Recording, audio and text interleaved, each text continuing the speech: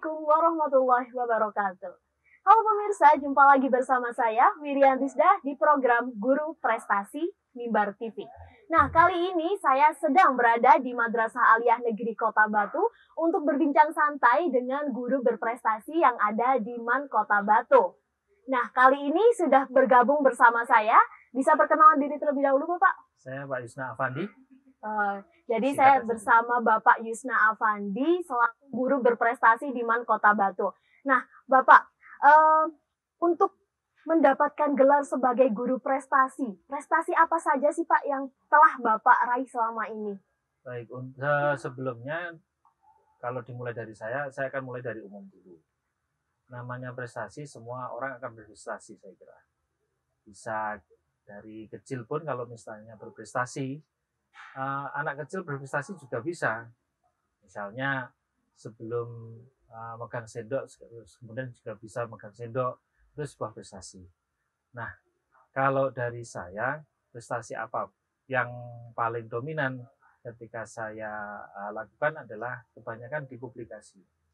Publikasi tentang jurnal, kemudian keterlibatan saya dalam kegiatan-kegiatan yang diselenggarakan oleh Kementerian Agama, seperti asesmen kompetensi madrasah Indonesia, beberapa program-program kegiatan seperti MEQR, itu Madrasah Education Quality Reform, yang seperti itu. Nah, itu beberapa semacam kegiatan-kegiatan yang sebelumnya ada seleksi-seleksi, dan itulah yang mungkin bisa dikatakan prestasi, sehingga saya bisa masuk di antara beberapa guru-guru yang terlibat di dalam kegiatan-kegiatan tersebut. Baik Bapak, dalam hal kepenulisan sendiri, apakah memang dari dulu, dari kecil Bapak tertarik menulis? Atau ada dorongan tersendiri hingga Bapak pada akhirnya itu memilih untuk menjadi seorang penulis? Menulis itu dasarnya sebenarnya dari membaca ya, karena mungkin dari kecil, dari tingkat sekolah dasar, saya lebih suka membaca. Kemudian kalau mengenal tulisan itu ketika saya ada di perkuliahan, dan setelah kuliah kemudian mengajar dan menjadi guru, nah itu saya mulai menulis. Namun kalau misalnya publikasi pertama, itu sebenarnya ya boleh dikatakan masih berapa tahun ya?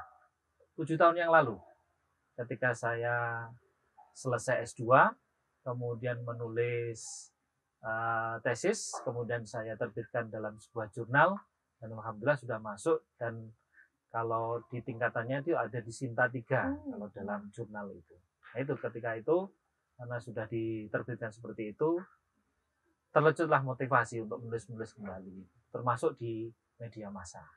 Baik. Nah, untuk tulisan dari Bapak Yusna sendiri, apakah hanya fokus ke jurnal saja atau ada tulisan-tulisan lainnya seperti buku atau mungkin menulis di sosial media dan lain sebagainya? Pada dasarnya sebenarnya kalau saya dimulai karena setelah S2 kemudian menulis tesis, itu lebih cenderung ke artikel ilmiah. Namun pada dasarnya karena saya itu jurusannya lebih ke bahasa dan sastra, utamanya atau khususnya di bahasa dan sastra Inggris, maka saya lebih menulis terkadang sifatnya yang fiksi dan lebih ke sastra gitu. Sehingga saya juga nulis yang beberapa resensi buku, kemudian kebanyakan di esai. Nah, esai itu lebih ke esai. Nah, esai itu terus kalau artikel ilmiah itu karena berdasarkan penelitian dan lain sebagainya. Namun kalau esai itu lebih ke pengalaman pribadi, mungkin lebih luwes gitu ya penulisannya. Terus sifatnya kan masih ada hubungannya dengan sastra dan lain sebagainya. Mulai dari awal Bapak menulis hingga sekarang sudah ada berapa yang diterbitkan Bapak? Kalau diterbitkan di Google Scholar yang terrecord itu ada 4. Kemudian kalau yang masuk di beberapa media massa itu ada 3 atau 4, saya lupa itu. Nah, karena mungkin ada kevakuman sekarang ya, ada 1 tahun ini vakum karena saya konsentrasi di kurikulum, di membantu Bapak Kepala urusan kurikulum, jadi agak tersita waktunya di situ. Namun untuk publikasi kisaran hampir 8 hingga 10 8 hingga 10 Ya. publikasi, baik yang di artikel jurnal maupun yang ada di media massa. Oh, baik. Nah, kalau ingin mengakses tulisan dari Bapak Yusna sendiri itu bagaimana ya Pak? Apakah ada platform tertentu supaya kita bisa membaca tulisan dari Bapak Yusna? Saya sebenarnya membuat semacam tulisan-tulisan itu saya tulis di platform yang bukan web pribadi. Kita sudah ada platform seperti WordPress dan sebagainya, dan itu saya masukkan di situ. Saya biasanya menulis ketika mungkin lagi galau-galaunya Mbak ya, atau mungkin lagi ada pembahasan apa, kemudian pengen istilahnya menuangkan ide dan sebagainya, saya tulis di situ. Saya biasanya ada di yusafandi.wordpress.com, dan di situ saya tuliskan beberapa hal, mungkin pengalaman saya, mungkin unek-unek saya ada di situ. Tapi kalau misalnya yang di jurnal itu biasanya langsung ke portal jurnalnya, bisa diakses. Seperti itu. Baik, jadi bagi para pemirsa, jika ingin membaca tulisan dari Bapak Yusna, bisa langsung mengunjungi laman WordPress dari Bapak Yusna sendiri ataupun yusafandi.wordpress.com. yusafandi.wordpress.com seperti itu. Nah, bisa juga membuka portal dari jurnal-jurnal yang sudah dipublikasikan tadi ya Pak ya. Oke. Nah, untuk kedepannya apakah Bapak Yusna ada cita-cita atau keinginan tertentu ingin nulis sesuatu yang sampai sekarang masih belum sempat terlaksana seperti itu? Menulis, saya ada cita-cita menulis seperti yang saya penulis idolakan. Seperti saya sebenarnya mengidolakan seorang penulis seperti A.S. Laksana, yang setiap minggu atau mungkin setiap 2 minggu sekali itu dia menulis semacam kolom. Nah, kolom, dan itu hubungannya dengan kehidupan sehari-hari, dan itu menulisnya hampir setiap minggu diterbitkan di Jawa Pos. Nah, itu mungkin cita-cita saya. Jadi sembari mungkin mengajar, kemudian juga menulis beberapa hal, dan itu bisa diterbitkan di media massa seperti itu. Jadi semacam opini seperti ya Pak, kolom opini. Betul. Kalau semisal di ranah menulis novel fiksi seperti itu, apakah sempat terbesit Pak? Karena kan tadi sempat disampaikan bahwa Bapak dari sastra juga dan sering menulis yang berbau fiksi juga. Sedangkan anak-anak zaman sekarang kan lebih banyak tertarik untuk membaca novel-novel fiksi seperti itu. Ada terbesit seperti itu karena beberapa tulisan saya itu inspirasinya juga dari beberapa novel. Novel-novel yang ya karyanya agak absurd dan sebagainya. Terus ada yang idola saya almarhum Pak Budi Dharma, itu yang punya ada orang-orang Bloomington, dan judulnya seperti itu Mbak. Dan itu sebagai inspirasi saya sebenarnya. Kepengen nulis novel seperti itu, namun ya itu masih banyak belajar lah. Tapi itulah, kalau misalnya ada cita-cita seperti itu maka saya akan bergerak. Jadi tidak akan berhenti.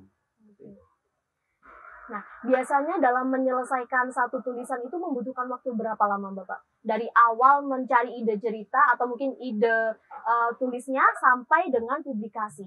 Tergantung mood sih. Kalau misalnya artikel jurnal itu pasti banyak waktu yang dibutuhkan, karena itu kan sifatnya data, kemudian diolah menjadi artikel dan sebagainya. Tapi kalau esai itu lebih ke perenungan ya, perenungan sebentar, terus kemudian kalau sudah masuk di tulisan paragraf pertama enak, kemudian setelah itu lanjut, dan itu tidak sampai 1 jam itu sudah selesai untuk yang esai, karena esai itu kalau biasanya saya batasi langsung 650 kata misalnya seperti itu sudah selesai. Tapi kalau jurnal artikel itu bisa berhari-hari, kadang juga berbulan-bulan, karena memang menulis 1 halaman, terus kemudian idenya seperti ini, datanya seperti ini, diolah lagi dan sebagainya. Ada risetnya terlebih dahulu seperti itu ya Bapak. Oke. Baik, untuk yang selanjutnya ini kan saya baca juga penghargaan untuk Bapak Yusna ini juga banyak sekali ya. Ada anugerah guru dan tenaga kependidikan, baik itu di 2017, 2018, dan masih banyak lagi. Nah, itu bisa diceritakan Pak seperti apa sampai pada akhirnya mencapai penghargaan peringkat tersebut? Awalnya saya memang dari menulis itu sebenarnya. Anugerah guru itu karena menganugerahkan guru karena ada prestasi menulisnya, ada publikasinya. Karena dari panitia sendiri, kalau yang untuk guru prestasi itu kan dilihat dari seberapa besar atau seberapa banyak produk tulisannya gitu. Jadi kalau misalnya dari situ sudah kelihatan ada tulisannya, maka ada karyanya lah gitu. Jadi kalau misalnya saya tampilkan di sini apa yang saya, misalnya kalau dalam penelitian inovatif dan sebagainya ada bentuk barangnya, tapi mungkin kalau saya lebih banyak ke tulisannya. Jadi dari situ akhirnya kan masuk di Anugerah 2017, kemudian tahun berikutnya ada tulisan lagi sehingga masuk di tingkat provinsi yang sampai peringkat 5. Setelah itu saya masuk di yaitu seleksi di mana itu fasilitator untuk pengembangan keprofesian berkelanjutan untuk guru dan tenaga pendidikan, dan juga fasilitator atau instruktur untuk asesmen kompetensi madrasah Indonesia atau AKMI itu. Nah, yang terakhir ini saya masuk di penulis modul tindak lanjut AKMI, dan kalau saya boleh sedikit sombong, kenapa? Karena dari 2.140 yang seleksi itu yang diambilkan 40 penulis modul. Nah, saya termasuk di 40 itu. Baik Bapak, menarik sekali ya, jadi terkait dengan fasilitator maupun penulis modul AKMI seperti itu. Ya. Nah, bisa dijelaskan lebih detail Bapak, AKMI itu seperti apa dan bagaimana perjalanan Bapak bisa sampai terpilih menjadi penulis untuk modul AKMI sendiri? Penulis modul AKMI khususnya, karena AKMI itu kan asesmen kompetensi madrasah Indonesia. Cuma AKMI itu ini kan sebuah asesmen atau diagnosa kepada siswa. Dan di situ ada beberapa seleksi seperti penulis soal AKMI, kemudian juga ada penulis modul, juga ada reviewer. Nah, masing-masing itu hampir 1.000 lebih yang terseleksi. Nah, dari satu Indonesia ya Pak? Satu Indonesia. Karena AKMI itu kan tujuannya memang itu kan termasuk proyek dari MIKR, ya, Madrasah Education Quality Reform itu. Dan di situ saya ketika seleksi itu melalui 5 tahap. Yang pertama tahap administrasi, kedua yaitu psikologi, kemudian ada penugasan, terus setelah itu wawancara, yang terakhir itu nanti dalam bentuk penugasan lagi. Itu 5 tahap seperti itu ya, saya lalui sehingga dari 2.000 berapa itu terseleksi lah 40 seperti itu.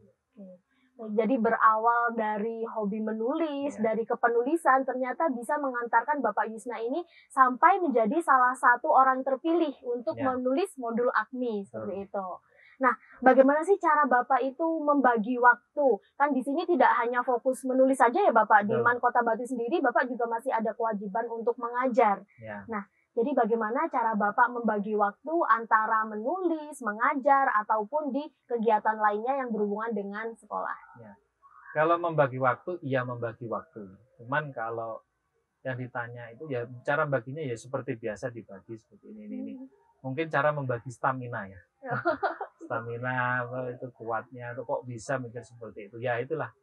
Kadang-kadang lempeng aja lah gitu. Pokoknya dijalani. Nggak usah terlalu banyak ngeluh, ya sudah gitu aja. Dan prinsipnya kan don't expect too much. It is better to feel surprised than it is feel disappointed. Lebih baik jangan terlalu berharap banyak. Yang penting merasa mungkin terkejut. Lebih baik merasa terkejut daripada nanti kalau sudah tahu merasa kecewa. Sudah gitu aja. Jadi lempeng aja gitu. Jadi let it flow gitu ya Pak, let it flow. Seperti itu. Nah, baik, terima kasih banyak Bapak Yusna atas waktunya, dan itu tadi bincang singkat kita dengan Bapak Yusna selaku guru berprestasi yang ada di Madrasah Aliyah Negeri Kota Batu. Nah, semoga apa yang disampaikan oleh Bapak Yusna ini menjadi inspirasi untuk Bapak Ibu guru yang lainnya dalam mencapai prestasi seperti itu ya Bapak. Tidak hanya dalam hal kepenulisan, di dalam bidang apapun seni, olahraga, budaya, dan lain sebagainya. Baik, terima kasih banyak. Demikian yang dapat kami sampaikan. Saya Wirianti Isdah. Sampai jumpa. Wassalamualaikum warahmatullahi wabarakatuh. Waalaikumsalam warahmatullahi wabarakatuh.